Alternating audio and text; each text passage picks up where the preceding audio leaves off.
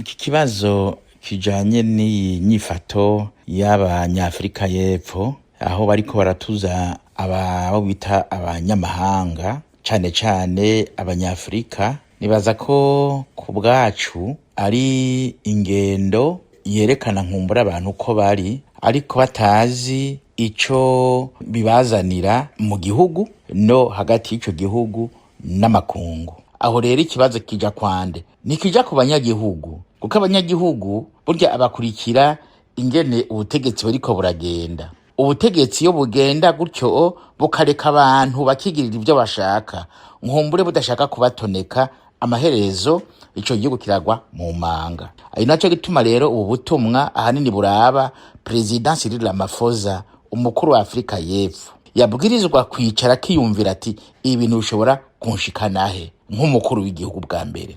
Arabe isi iriko iragenda. Ego niko data wanje abazungu barimwo baravuga bati dusubire kwa vya bihugu vyacu, ariko si umwirabure yabwirizwa kwigenza nk'umuzungu, kubera ko umuzungu wareze cemwe ararondera, ariko we yabwirizwa kuja hamwe akerekana yuko ingendo abazungu bagize kera ariko barimwo baragira n'ubu ari mbi.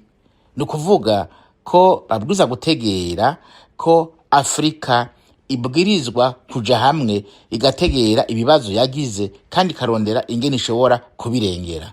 Ko bihera muri Afrika y'Epfo niho bitangarije, kuko Afrika y'Epfo yari ifise intambwe nini gusumba ibindi bihugu. Uyu munsi ukaca usanga niyo bariko barigenza uko, nibaza ko batategera ico bari n'ico babwirizwa kuba.